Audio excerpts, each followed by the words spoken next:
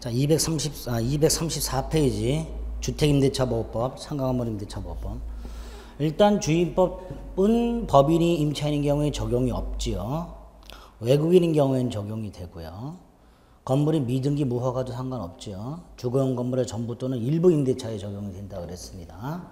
주거용인지 아닌지는 실지 용도로 판단한다 기억하시면 되겠고요. 그다음에 대항력이라는 게 주택을 인도받고 주민등록을 하게 되면 대항력이 다음날 생기는데, 이 대항력이란 주택의 새로운 소유자가 임대 내 지위를 승계하는 것을 보죠. 다만 이걸 원하지 않는 임차인이 있을 수 있다 그랬죠. 집이 팔렸을 때 임차인은 새로운 집주인한테 자신의 임차권을 주장할 수는 있는데, 임차인이 이걸 원하지 않는 경우도 있을 수 있습니다. 이럴 때 임차인은 아직 기간이 남아 있어도 이의를 제기하고 기존 임대인과의 계약을 해지할 수 있고요. 해지하게 되면 승계는 일어나지 않게 됩니다. 네. 그 정도 기억하시면 되겠고요.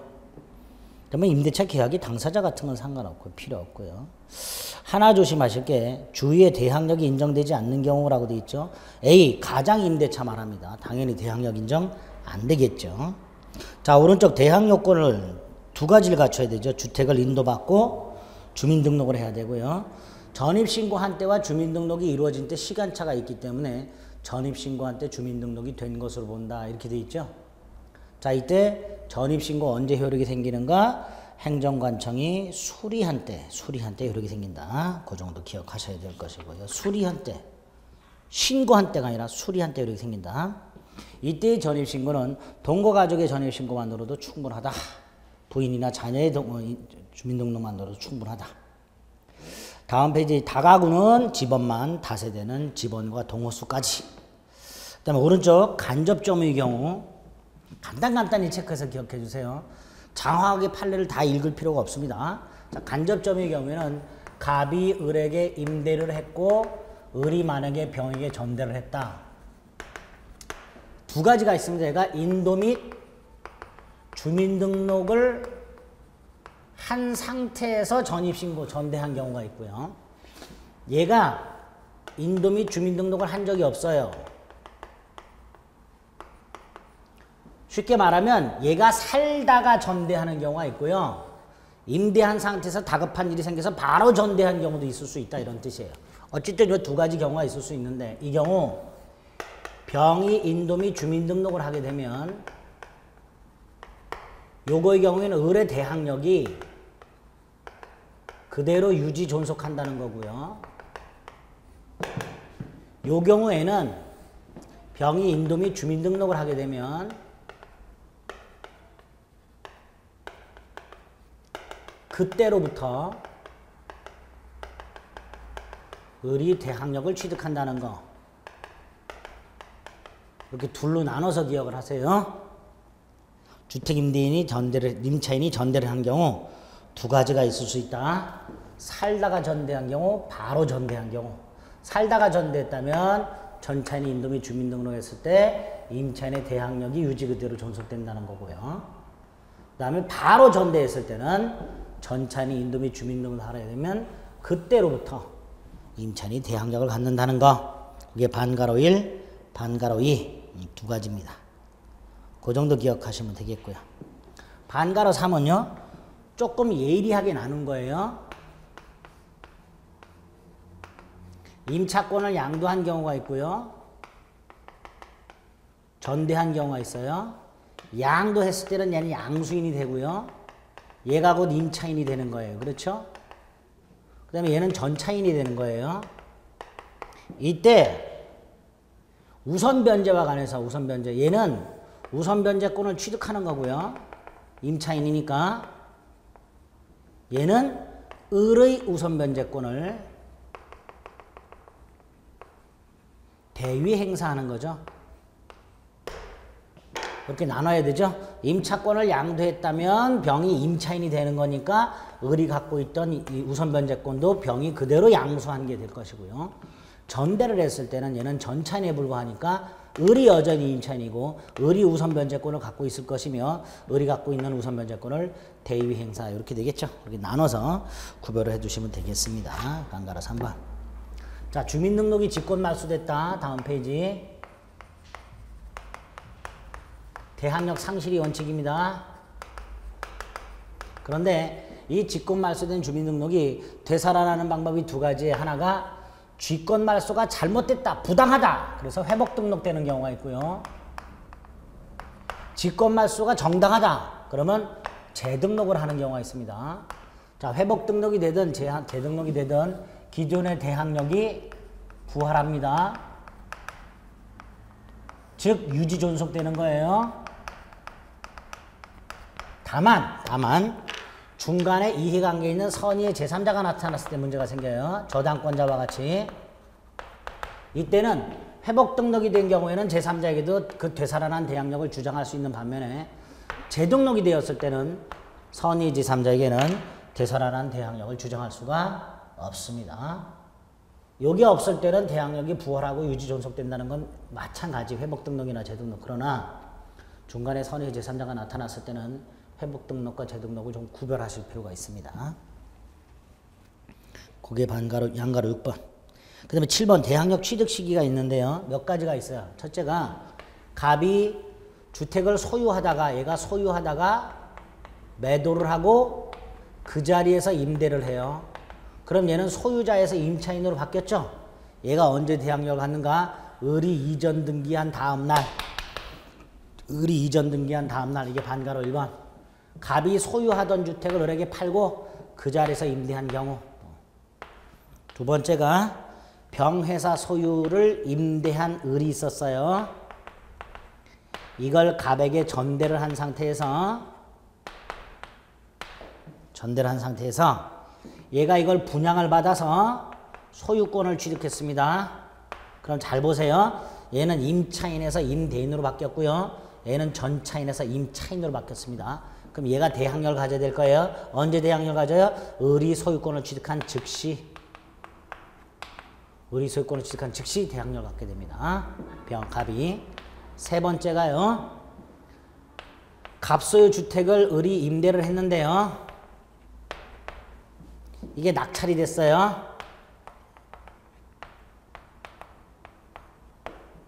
그런데 여기 저당권자가 먼저 있었어요. 그럼 얘는 소멸합니다. 원칙이에요. 원칙 임차권 소멸합니다. 왜? 선순위 저당권이 있기 때문에 아무리 을이 대항력이 있다 하더라도 경락인에게 자신의 대항력을 주장할 수가 없어요. 문제는 얘가 이렇게 임대를 했어요. 다시 을을 찾아가서 계속 살 거냐? 계속 살 거다. 그럼 나하고 임대차 계약을 다시 하자. 알았다. 그래서 을이 임대차 계약을 다시 했습니다. 이럴 때에는 새로운 대항력을 가져야 돼요. 언제? 병이 경락대금을 완납함으로써 소유권을 취득한 즉시. 그래서 두 가지는 2번과 3번은 소유권을 취득한 즉시 대항력을 갖게 된다는 거 반가로 2번과 반가로 3번 나눠서 기억하시면 됩니다. 양가로 8번 인도 및 주민등록은 계속해서 존속하고 있어야 됩니다. 대항력을 유지하기 위해서도 존속하고 있어야 한다. 돼 있고요. 그 다음에 양가로 9번 아까도 말씀드렸듯이 갑소유 주택에 선순위 저당권이 있는 상태에서 임대를 했어요. 얘가 설령 인도 및 주민등록을 해서 대항력이 있다 하더라도 목적물이 경매되면 요게 말소 기준 권리가 되니까 요것도 소멸합니다. 누가 경매를 넣든 이게 경매가 되면 소멸합니다. 즉 경락인에게 자신의 임차권을 주장할 수가 없어요. 이 경우에 주택을 경락받은 사람은 임대인의 지위를 승계하지 않습니다. 다만 요 경락인이 경락대금을 완납하기 전에 여기 소멸하면 단 경락대금 완납 전 소멸하게 되면 이때는 얘는 최선순위가 되었으니까 대항력 주장이 가능합니다. 예외예요. 빨간 거 없는 거 하고 빨간 거 있는 걸 나눠서 기억하세요. 선순위 저당권이 있는 주택에 인도 및 주민등록에서 대항력을 갖췄다 하더라도 주택이 경매되면 경락인에게 대항력을 주장할 수가 없다. 단, 이 경락인이 경락대금을 완납하기 전에 선순위 저당권이 소멸해버리면 얘가 최선순위가 됐으니까 경락인에게 대항력을 주장할 수 있다. 이렇게 나눠서 기억을 좀 해두시기 바랍니다. 양가로 부분과 밑에 판례가 있죠. 관련 주의 판례 나눠서 비교해서 기억하시면 되겠고요. 다음 페이지 우선 변제를 위해서는 계약증서상의 확정일자를 찍어야 되는데 이 확정일자는 날짜하고 보증금 액수만을 확정합니다. 따라서 주소 같은 건 확정하지 않기 때문에 계약서의 아파트 명칭과 전유 부분 동호수 기재를 누락했다 하더라도 확정 일자로서의 효력은 있다라는 거. 그 다음에 우선 변제권이 있고 최우선 변제권이 있죠. 근데 우선 변제권, 최우선 변제권 모두 다 대항요건 플러스, 우선 변제권은 대항요건 플러스 확정 일자가 있어야 되고요. 최우선 변제권은 대항요건이 언제까지만 갖춰주면 돼요? 주택에 대한 경매 신청 등기 전까지. 확정 일자는 필요 없죠, 최우선 변제권은. 근데 어쨌든 배당을 받기 위해서는 그 인도 및 주민등록이라는 대항요건이 배당 요구 종기까지는 존속을 하고 있어야만 됩니다. 양가로 1번. 양가로 2번. 처음에는 소액 임차인이 아니었는데 나중에 계약을 갱신하면서 보증금액을 줄여서 소액 임차인이 되면 그때부터 최우선 변제를 받을 수가 있더라. 양가로 3번. 주택 임차인으로서의 지위와 전세권자로서의 지위는 전혀 별개라 그랬었습니다. 별개라는 것만 기억하시면 되겠고요. 오른쪽 양가로 4번.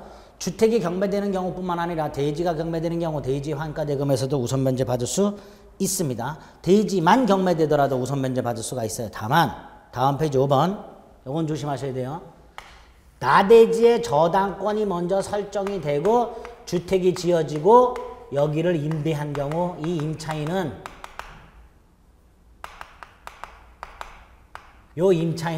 나중에 대지 환가 대금에서는 요 저당권자보다 우선 변제라든가 최우선 변제 같은 것들 인정되지 않습니다. 요 순서를 기억하세요. 대지의 저당권이 설정되고 건물이 지어지고 그 주택을 임대한 경우 그 임차인은 나중에 대지 환가 대금에서는 우선 변제나 최우선 변제를 받을 수는 없다. 제한이 된다는 거 판례가 양가로 5번. 양가로 6번은 처음에 점포 및 사무실의 저당권이 설정된 상태에서 주거용으로 바뀌고 임대가 됐어요. 임대가 될 당시에 주거용이었으니까 최우선 변제 당연히 인정됩니다. 그 양가로 6번. 7번은 자 주택 임차인이 있어요. 임차권이 있고 보증금 반환 채권이 있는데요. 요것만 산 사람이 있어요. 요것만.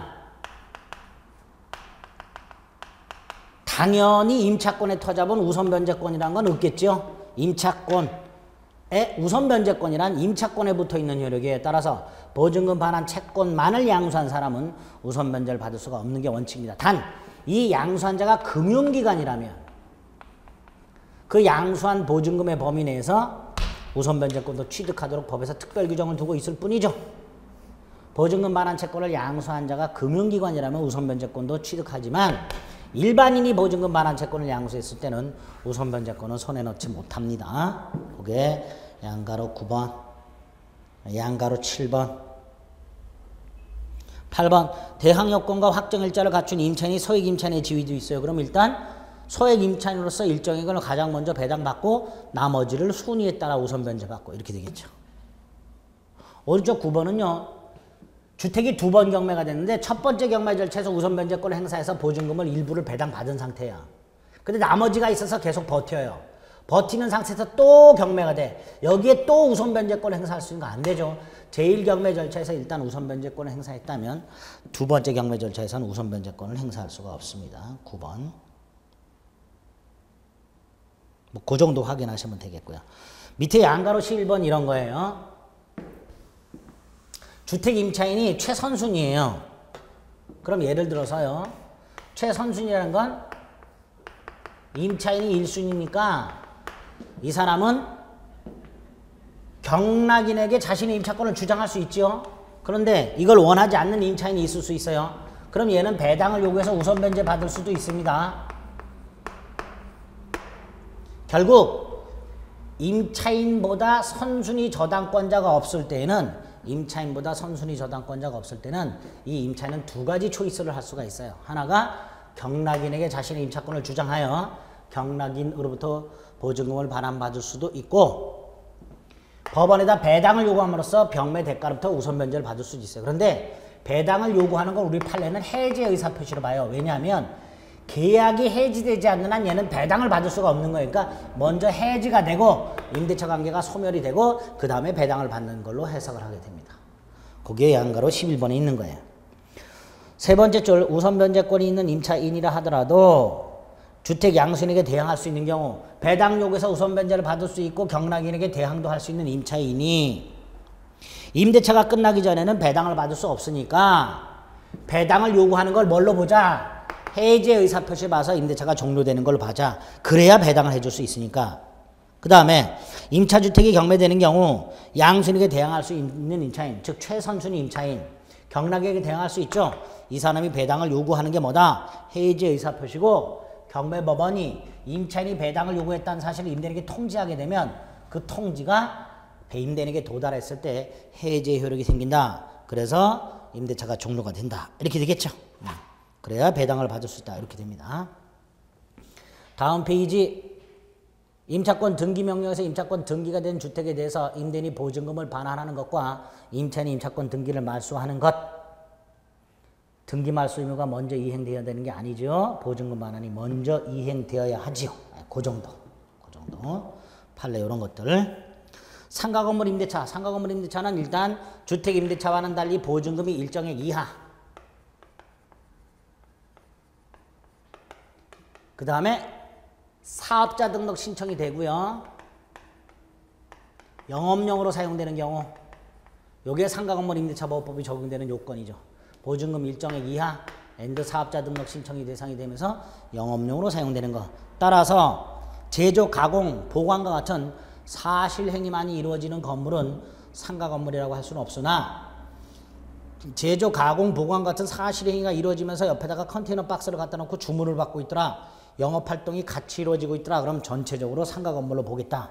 그게 우리 판례입니다. 양가로 1번.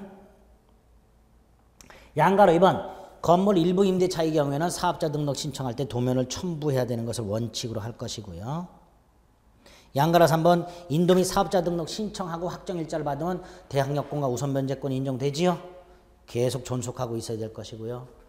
다음 페이지 양가로 3번. 상가 건물 임차인은요. 계약 갱신 요구권이라는 게 있다 그랬죠. 근데 이 계약 갱신 요건 조심하실게요. 최초 임대차를 포함하여 5년 넘지 않는 범위 내에서만 행사할 수 있습니다. 이때 최초 임대차란 상가 건물 임대차 보호법이 시행되기 전후를 묻지 않습니다. 최초로 체결된 임대차 계약을 말하게 됩니다. 그 다음에 적법 전차인은 임차인의 계약 갱신 요건을 대위 행사할 수 있고요. 적법 전차인은 적법 상가 건물 전차인은 임차인의 계약 갱신 요건을 대위 행사할 수 있고요. 세 번째로 이 5년이란 기간은 계약 갱신 요구권에 의한 갱신에만 적용되고 법정 갱신이나 약정 갱신은 5년이란 제한을 받지 않습니다. 5년이라는 거 조심해 주시고요. 오른쪽 양가로 7번은 공유에서 봤죠. 공유물 관리는 지분 과반수로 결정할 수 있는데 그 지분 과반수로 결정할 수 있는 공유물 관리 중에는 상가 건물 임차인의 계약 갱신 요구에 대해서 공유자인 상가 건물 임대인들이 거절하는 거 이것도 관리에 포함된다. 그 다음에 상가 건물 임대차 우리 계약 갱신 요구에 대해서 3기 이상 차임을 연체하게 되면 거절할 수 있도록 돼 있어요. 이거와는 별개로 상가 건물 임차인이 2기 이상 차임을 연체하면 계약을 해지할 수 있다. 이거 좀 꼭 기억해 주세요. 그래서 계약갱신을 요구했을 때 상가 건물 임차인이 계약갱신을 요구했을 때 거절하기 위한 사유는 3기 연체지만 상가 건물 임대차 계약을 해지하기 위한 것은 2기 연체라는 거. 그래서 상가 건물 임차인이 계약갱신을 요구하기 전에 이미 2기 이상 연체했을 때 상가 건물 임대는 계약을 해지할 수 있습니다. 아시겠죠? 3기 연체했을 때 계약갱신 요구를 거절할 수 있는 것과는 구별하시자. 네. 2기 이상 차임을 연체하게 되면 계약갱신을 요구할 수 있고요. 그 다음에 계약갱신이 됐는데 갱신 전후에 걸쳐서 2기 연체 그럼 해지할 수 있다가 또 판례예요. 두 가지 기억하세요. 상가 건물 임대차도 2기 이상 연체하면 해지할 수 있다라는 거. 3기 이상 연체했을 때 계약갱신 요구 거절할 수 있는 것과는 별개로 2기 이상 연체하면 계약을 해지할 수 있다는 것. 또 하나가 갱신 전후에 걸쳐서 2기 이상 연체했다면 해지할 수 있다는 거. 이 두 가지를 꼭 기억해 주세요. 올해 나올 가능성이 아주 높은 판례입니다. 양가로 8번에 반가로 1, 반가로 2. 주택임대차 보호법이나 상가건물 임대차 보호법의 판례는 이 정도만 여러분들이 기억을 해 주시면 되겠습니다. 자, 이제 가등기 담보 등에 관한 법률이 나왔네요. 가등기 담보 등에 관한 법률도 조문만 철저히 해 주시면 돼요. 다만 두 가지를 조심하시면 돼요. 하나가 가등기 담보법이 적용되기 위한 요건이 있어요. 적용 요건과 관련된 판례 몇 가지 확인하시고요. 그 다음에 귀속 청산 절차와 관련된 판례. 가등기 담보법 이 두 가지예요. 여기 한 15% 나오고요. 여기 한 75% 나옵니다. 85%.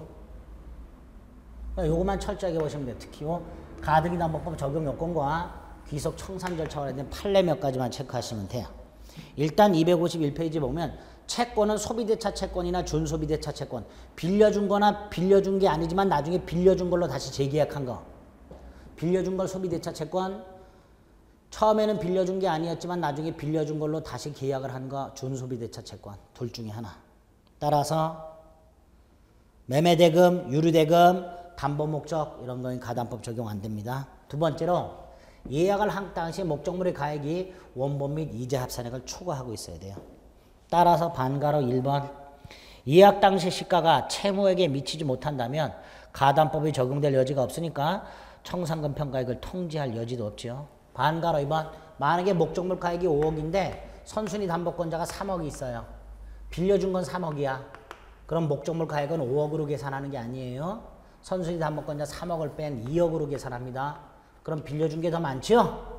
가담법 적용되지 않습니다. 반가로 2번. 반가로 3번 가등기 담보권자가 선순위 권리자 걸 변제했어요. 이 변제한 것도 얘가 만약에 가등기 담보권자가 있는데 예를 들어서 3억 빌려준 선순위 저당권자가 있는데 3억을 빌렸는데 얘가 1억을 빌려줬어요. 그럼 가등기 담보법 적용되지요? 이게 더 크니까 문제는 얘가 이걸 갚았어요. 그럼 얘는 채권이 얼마가 돼요? 4억이 되죠? 당연히 가등기 담보에서 담보되겠죠. 요거 구상권이 될 거예요. 가등기 담보권자가 3억을 갚았다면 채무자에게 3억 더 내놔라 구상권 행사할 수 있는 거고 이 구상금 채권도 원래의 채권과 합쳐져서 전체가 가등기에서 담보가 될 겁니다. 그게 반가로 3번. 다음 페이지 가등기 담보법이 적용이 되려면 채권자 이름으로 소유권 등기가 되어 있거나 최소한 가등기가 되어 있어야 돼요. 따라서 아직 채권자 이름으로 가등기가 소유권 등기가 안 돼 있다면 당연히 채권자는 채무자에게 나한테 가등기나 소유권 등기 해달라고 요구할 수 있겠죠. 그래서 가등기 담보법이 적용되려면 소비대차 채권, 준소비대차 채권, 돈을 못 갚으면 목적물로 대신 갚기로 하는 약속, 대물변제 예약, 예약 당시 목적물의 가액이 원본 및 이자 합산액을 초과, 마지막으로 채권자 이름으로 반드시 가등기나 소유권 등기가 되어 있을 것. 이게 가등기 담보법 적용 요건이 됩니다. 됐고요. 나머지는 좀 어렵습니다. 필요 없고요. 오른쪽 6번에 보면 가등기 담보권 설정 계약을 하면서 가등기 이후에 발생하는 채권도 플러스하기로 약정할 수 있습니다. 다만 제3자가 나타난 다음에 플러스 시키는 거 이건 안 되겠죠. 가등기 담보권 설정 계약을 하면서 나중에 플러스 채권도 가등기에서 담보할 수 있다라고 얼마든지 약정할 수 있는데 거기까지는 괜찮은데 가등기 담보가 되어 있는 부동산에 제3자가 나타나고 나서 그 다음에 당사자들이 합해서 증여를 했어. 이거는 안 될 겁니다. 그게 양가로 6번. 그 정도 확인하시면 되겠고요. 자, 가등기 담보권 실행. 귀속 청산 절차만 인정됩니다. 처분 청산이라는 건 인정이 안 돼요. 귀속 청산이란 건 가등기 담보권자에게 소유권을 귀속시키고 차액을 청산하는 걸 귀속 청산이라고 합니다. 요것만 되고요. 가등기 담보권자가 임의로 매각을 해서 매각한 돈으로 변제하는 거. 이거 처분 청산은 인정되지 않습니다. 가등기 담보법에서 가장 중요한 게 청산금을 통지하는 거예요. 반드시 통지해야 돼요. 청산금이 없다면 없다는 뜻도 통지해야 됩니다. 반드시 청산금이 없다면 없다는 뜻도. 이때 청산금은 자기 멋대로 평가해도 됩니다. 즉 계산한 청산금이 객관적 평가에게 미달하더라도 상관없습니다. 따라서 가등기 담보권을 실행하고자 하는 자가 청산금을 통지할 때 이 통지는 통지 자체가 중요한 거지 액수가 중요한 게 아닙니다. 반드시 통지하라. 양가로 3번, 양가로 4번. 양가로 5번. 누구에게 통지하는가? 채무자, 물상보증인, 제3취득자 한 놈도 누락하면 안 돼요. 제 세 사람이 채무자만 있다면 채무자에게만, 채무자와 물상보증이 있다면 둘 다에게, 채무자와 물상보증이 있고 제3취득자까지 있다 그러면 세 사람 모두에게 한 놈이라도 누락되면 청산 절차라는 건 진행되지 않습니다. 따라서 통지하지 아니한 채, 청산금 통지하지 아니한 채 반드시 청산금을 통지하도록 되어 있고요. 이 통지가 채무자에게 도달한 후 2월이란 청산기간이 지나야 되고요. 그 다음에 청산금을 지급하고 본등기해야만 소유권을 취득하게 되는데 이거 없이 아무리 정당하게 평가된 청산금을 지급하고 본등기했다 하더라도 소유권을 취득할 수는 없습니다. 그 등기는 무효가 돼요. 다만 이게 무효인 상태에서 이 절차를 밟으면 그 무효였던 등기가 유효로 바뀐다. 이렇게는 봐요. 어쨌든 반드시 이걸 통제라. 이거 하고 2달 지나고 이렇게 하든 이거 먼저 하고 이걸 하든 상관은 없지만 어쨌든 꼭 해라. 이렇게 되는 거예요. 꼭 해라. 누락하면 이거 없이 이것만 했다. 무효가 됩니다. 소유권 취득할 수가 없습니다. 오른쪽 가등기 담보법 규정을 위반해서 본등기가 이루어졌다. 무효. 그 다음에 7번 무청산 특약이란 건 청산하지 않기로 하는 특약을 말하는데 청산기간 경과에 하는 건 괜찮아요. 제3자의 권리를 해하지 않는 범위 내에서 청산기간 경과 후에 하는 무청산 특약은 유효합니다. 7번.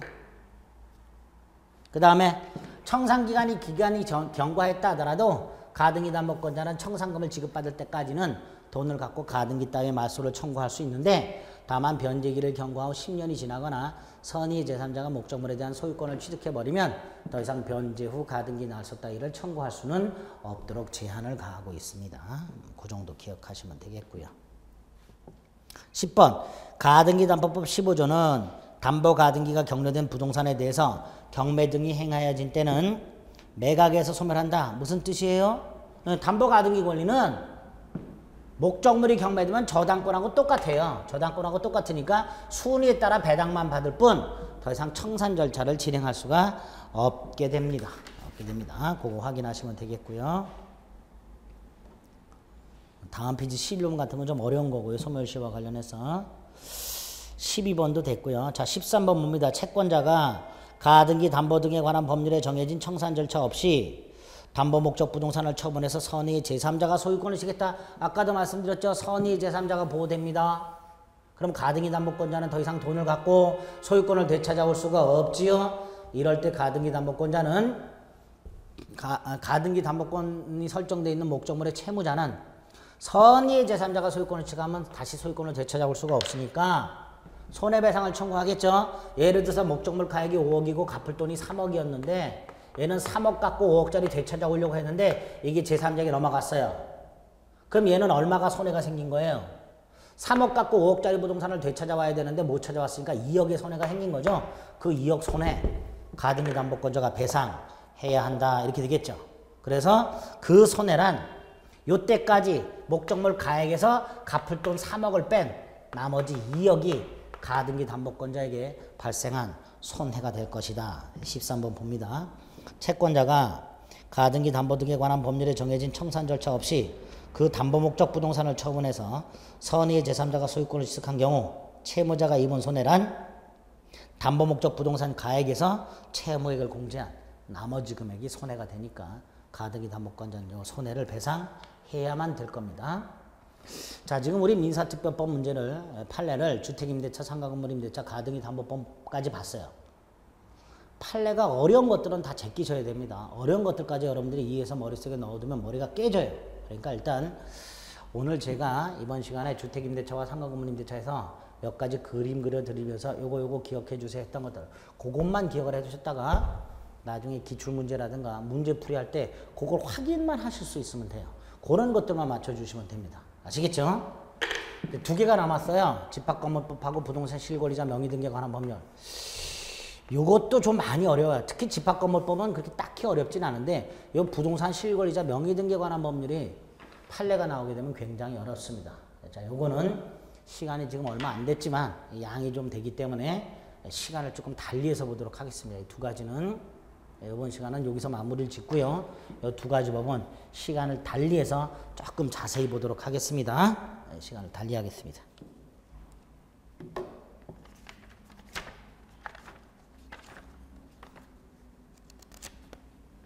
한 30